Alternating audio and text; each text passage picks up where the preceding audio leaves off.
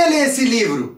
Por que ler Memórias da Plantação de Grada Quilomba? Nesse vídeo eu vou contar pra vocês como foi pra mim ter lido esse livro dos mais pertinentes. Você já percebeu que o meu lugar de fala tem que ser bastante relativizado.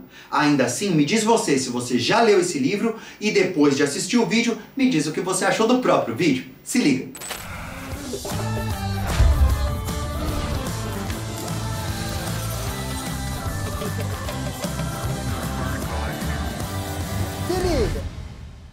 Eu vou falar sobre as partes do livro que mais me chamaram a atenção. Mas antes de tudo, lê o livro você, porque a sua leitura certamente vai ser diferente da minha.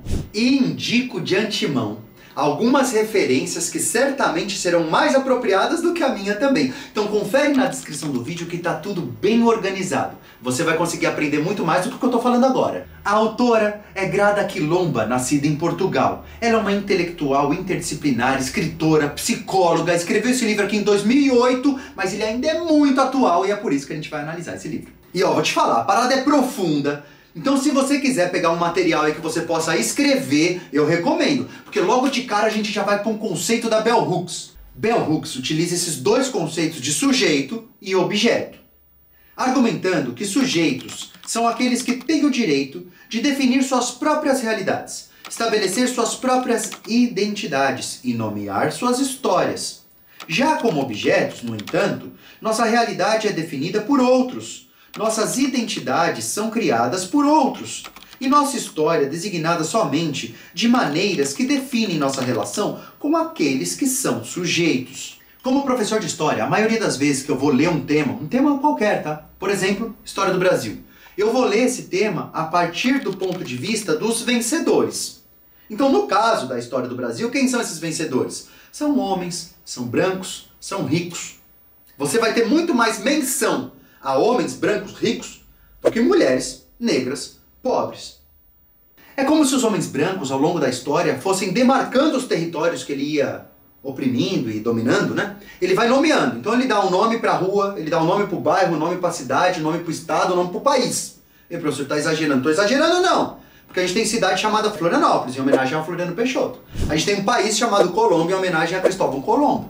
E aí os homens brancos hoje, não só não admitem que fizeram todas essas atrocidades, como também tem um certo fetiche de querer voltar para esse passado em que eles podiam oprimir sem nem ter que disfarçar. Então vamos ver isso melhor. O próprio nome do livro remete a Memórias da Plantação. Que plantação é essa? A gente brasileiro conhece bem essa plantação aqui. Tá falando daquele plantation ou plantagem. Lembra disso da escola? Que tem aqueles 4 elementos, né, para ser plantação ou plantagem ou plantation. Você tem que ter um latifúndio, monocultura. É um mercado extrativista, feito para vender para fora, para exportar, não é feito para nós mesmos. E por fim, qual é o trabalho? Qual é a mão de obra que acontece nesse espaço? É a mão de obra escravizada. Então, quando a autora traz a ideia aqui de plantação, ela está falando dessa plantação do Brasil colonial, da Idade Moderna, se a gente pegar o globo todo. Então, em resumo, o objetivo da autora, e ela mesma vai falar isso, é colocar pessoas negras como sujeito da própria história, e não mais como objeto, né? Então a gente encontra em muitos livros de história pessoas negras como objeto da história, e não como sujeito, e é isso que ela está a fim de transformar. A gente tem uma palavra chique para isso, né? Que é iconoclastia. É quando você quer quebrar uma imagem. Icono é imagem, clastia é a quebra. Então você quebra uma imagem. Que imagem é essa? É uma imagem preconceituosa que nós temos. É o racismo. Então ela quer quebrar com o racismo ou ao menos enfraquecê-lo. Então a Grada frisa pra gente que o objetivo principal dela é tirar as pessoas negras desse lugar de outridade. Então o que é outridade? Outridade significa a personificação de aspectos repressores do eu do sujeito branco. Em outras palavras, né? Vamos simplificar isso. Nós nos tornamos a representação mental daquilo que o sujeito branco não quer se parecer. Então, quando ela fala nós, ela está falando nós, pessoas negras, né? As pessoas negras se tornam uma representação mental daquilo com que o sujeito branco não quer se parecer. Aí eu, no meio dessa leitura, comecei a ficar na defensiva, vou assumir. Fiquei na defensiva, porque eu falei assim, peraí, eu também passei por algumas opressões e eu não compartilho desses preconceitos aí não. Eu tentei me tirar fora dessa, sabe? Aí veio essa frase aqui no livro. Citação de um tal de Paul Gilroy aqui. Ele descreve 5 mecanismos distintos de defesa do ego, pelos quais o sujeito branco passa a fim de ser capaz de ouvir. Ou seja, eu estou tentando aprender e eu, como sujeito branco, eu, Walter, sujeito branco, passo exatamente por essas fases aqui. Presta atenção. Primeiro, negação. Depois, culpa, vergonha, reconhecimento e reparação. E não é que eu estava exatamente passando por essas mesmas etapas? Primeiro eu estava tentando negar que eu fazia parte de algo que eu não reconhecia, que eu não queria. Depois eu me senti culpado, depois envergonhado. Aí já no final do livro eu falei, puxa, acho que agora eu sou capaz de reconhecer algo que no começo do livro eu não era capaz de reconhecer. E esse próprio vídeo ele acaba sendo uma tentativa pequena de conscientização. Eu acho que reparação seria um termo muito forte. O livro, além de trazer teorias e conceitos, ele também faz uma entrevista. Nós temos, principalmente, 2 entrevistas aqui. 2 mulheres negras, sendo uma de nacionalidade alemã e outra estadunidense que vivia na Alemanha também. Ih, racismo na Alemanha, professor? Lá o racismo deve ser muito mais intenso. Não. Aparentemente, pelo que a gente lê aqui, os exemplos que acontecem de racismo lá na Alemanha são bem parecidos com o que acontecem aqui no Brasil, velho. Em várias vezes ao longo do livro, a autora aponta para uma diferença das pessoas pretas, e eu coloco aspas em diferença, porque só existe diferença. Pensa comigo isso aqui. Só existe diferença a partir do momento que alguém se coloca num lugar de poderoso e se coloca num lugar de normal, aponta para você e fala que você é diferente. Então a diferença ela é construída. Não existe uma diferença da natureza. Porque ou tudo é diferente ou nada é. Então se uma pessoa branca historicamente coloca a pessoa preta como diferente, é porque ela teve poder político, militar e de violência de tentar colocar a pessoa como diferente. Entende?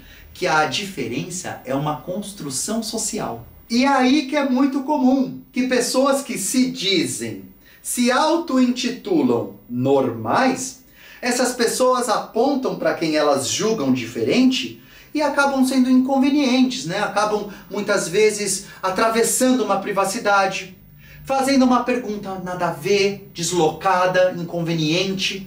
Porque quando você faz uma pergunta para uma pessoa, você se coloca numa posição de poder e a pessoa que está sendo perguntada, ela tem que te responder, ela tem que se explicar. Dá uma olhada nessa luz do túnel que a autora traz pra gente. Apenas imagens positivas, e eu quero dizer imagens positivas e não idealizadas, da negritude, criadas pelo próprio povo negro, na literatura e na cultura visual, podem desmantelar essa alienação. Quando pudermos, em suma, nos identificar positivamente com e entre nós mesmos e desenvolver uma autoimagem positiva. Então, vê só, a gente teve séculos de escravidão e de opressão ao povo negro. E aí agora a gente tem outros séculos de negação da profundidade do problema. E essa negação impede que essas pessoas que passam por essas vivências traumáticas consigam superar esses traumas. A própria Grada Quilomba conceitua trauma, ela é psicóloga, então ela faz isso com propriedade. Característica do trauma clássico: experiencia-se o presente como se estivesse no passado. Olha que profundo isso! Por causa do racismo, muita gente acaba experienciando agora no presente questões e dores que são do passado. E é agora que eu vou querer correr risco de falar besteira. Porque eu sou filho de borracheiro, eu nasci numa rua que fica do lado de um rio que dava muita enchente.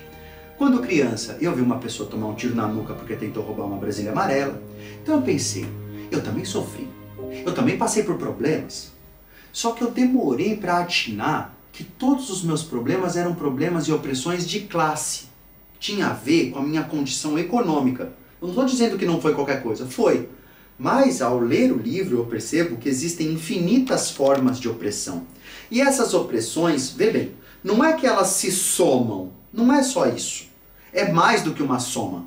Porque, por exemplo, quando você fala de opressões que mulheres passam, opressões que pessoas negras passam, opressões que pessoas mulheres e negras passam, não é uma soma de 1 mais 1, é muito mais, porque você cria uma opressão muito específica. Então, uma pessoa que é mulher e negra, ela vai sofrer opressões múltiplas e transversais que eu posso até ver, eu posso até perceber, mas eu não consigo sentir.